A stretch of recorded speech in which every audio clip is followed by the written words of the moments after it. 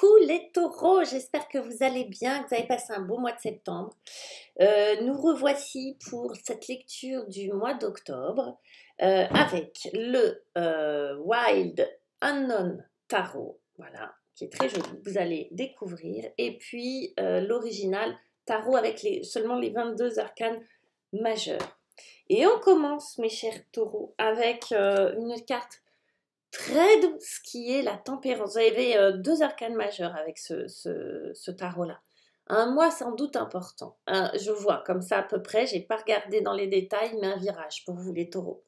La tempérance va nous parler de une volonté pour vous de ralentir, de se préserver, de prendre du temps, d'être plus dans une bienveillance avec vous-même, physique, corporelle. Moi là, je vois beaucoup la guérison, le physique. L'été n'a peut-être pas suffi à vous reposer. Vous avez peut-être enchaîné avec ce mois de septembre, hop, hop, hop, d'accord? Et là, arrivé début octobre, on a une volonté de prendre son temps et peut-être d'être bienveillant avec soi et avec son physique, avec son corps. Je dis ça, on a aussi les lovers, les amants, les amoureux qui sont là et qui me parlent aussi de ça, c'est-à-dire de se faire passer en priorité. Oui, on peut parler d'une histoire d'amour pour certains taureaux, d'une rencontre, d'un partenariat avec quelqu'un, avec une âme sœur, que ça soit amoureuse ou que ça soit une personne que l'on aime beaucoup, une âme sœur. Ça peut être vraiment quelque chose qui ressorte pour vous, quelqu'un d'important, de votre famille, un ami, une amie, un amoureux. Oui, il peut y avoir une entente comme ça, parfaite, très douce et très apaisante, très guérissante, comme ça, sur ce début octobre. Oui, il peut y avoir ça qui vous accompagne. Mais les amants, ça peut être aussi que vous vous retrouvez, vous, l'autre moitié de vous. Vous voyez, votre féminin et que votre féminin et votre masculin se rencontrent, qu'il y ait comme ça comme si vous décidiez de vous choisir vous, comme si vous vous aimiez de nouveau, que vous décidiez de vous aimer, que vous décidiez de retomber amoureuse ou amoureux de vous-même, voyez. Ça paraît bizarre, mais c'est vrai qu'on nous apprend beaucoup, on est vraiment tourné vers l'extérieur, aimer les autres, c'est assez simple, voyez. S'aimer soi, c'est un défi. Je ne sais pas combien d'entre nous arrivons à dire simplement je m'aime. C'est pas quelque chose qui se fait, d'accord? Et pourtant, on devrait. Peut-être que le monde tournerait plus rond si on apprenait à se dire qu'on s'aimait. Là, on est dans ce choix-là, un peu, dans cette douceur. Beaucoup, beaucoup de douceur. Beaucoup de douceur sur ce mois d'octobre. En tout cas, cette volonté de vivre dans quelque chose de plus apaisé, plus doux, plus harmonieux. Évidemment, on a un petit défi, sinon c'est pas drôle. On a quand même des petits cailloux dans la godasse. Et on a le 3 de denier en défi et l'ermite. Ces deux cartes associées me disent qu'il y a une part de vous qui n'avait pas du tout envie de collaborer avec certaines personnes, comme s'il y avait un challenge, une difficulté à communiquer avec certaines personnes, comme s'il y avait une problématique autour de tout seul ou ensemble, d'accord? Il peut s'agir pour certaines personnes professionnellement de conflits professionnels avec d'autres personnes, que c'est problématique de collaborer.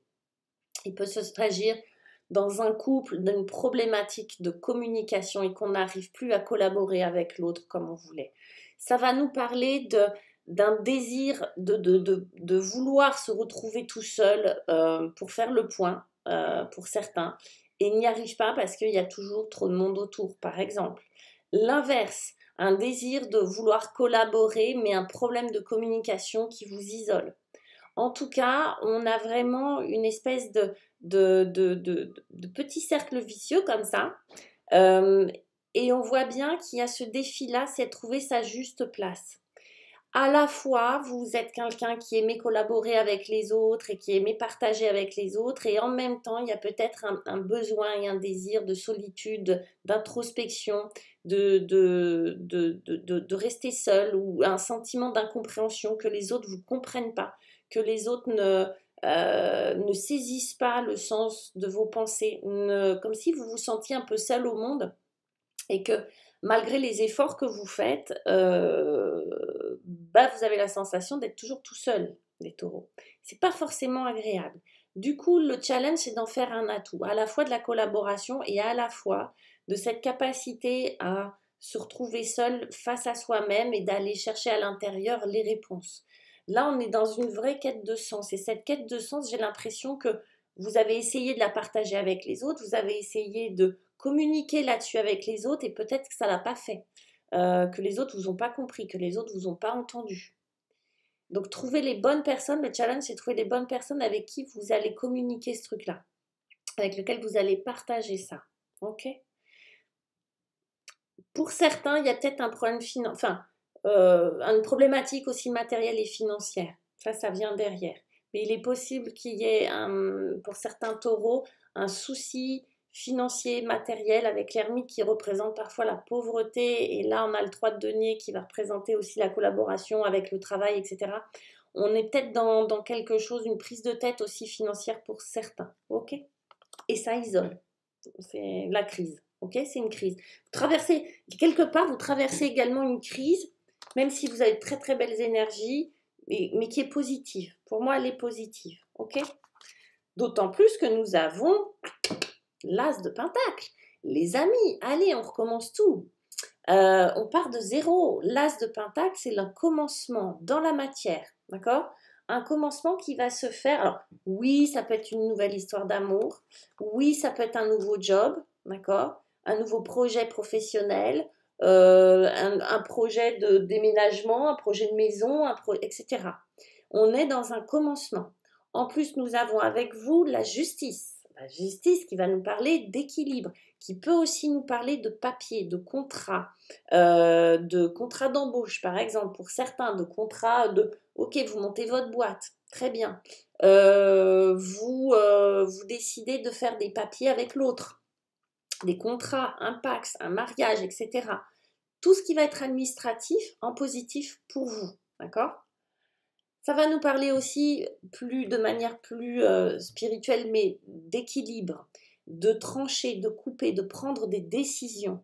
Là, on a quand même un commencement avec cet as de Pentacle et la justice. Pour moi, vous prenez des décisions, vous tranchez, vous décidez, vous triez. Vous voyez, vous mettez ça oui, ça non, ça je garde, ça je jette, ok?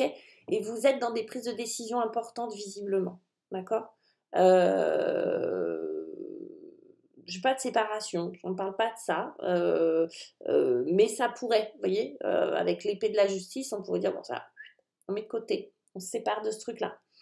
En attendant, on est dans un véritable équilibre, prise de recul et nouveau commencement. Le taureau, quoi.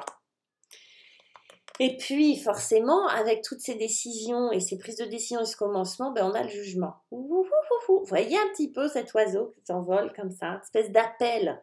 Le jugement, c'est un appel, c'est un réveil. C'est pas vous qui le décidez, hein, ça vous tombe dessus. Vous voyez, c'est la lumière qui vient d'en haut, qui vient vous réveiller, qui vient vous ressusciter. C'est une inspiration, le jugement. C'est un...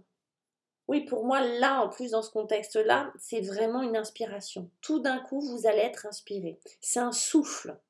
C'est très spirituel, mais c'est un souffle. Vous voyez, c'est quelque chose qui insuffle en vous un espèce de réveil, c'est un eureka. Vous voyez, c'est pas vous qui le décidez. Ça vient. C'est à l'intérieur de vous. Mais bien sûr, d'accord? Vous voyez, symboliquement, c'est ça. C'est ce réveil. Vous vous redressez et vous dites, mais oui, mais évidemment, d'accord? C'est ça que je dois faire, c'est là que je vais aller, c'est cette personne que je suis, ok? C'est un vrai réveil, on ressuscite avec le jugement. Et ce qui est amusant, vous ne l'aimez pas celle-là, je suis sûre, mais ce qui est amusant, vous l'avez souvent le taureau, hein, en plus, hein, vous avez intérêt à l'aimer parce que le pendu, j'ai l'impression que ça fait 3-4 tirages que, allez, on a le pendu.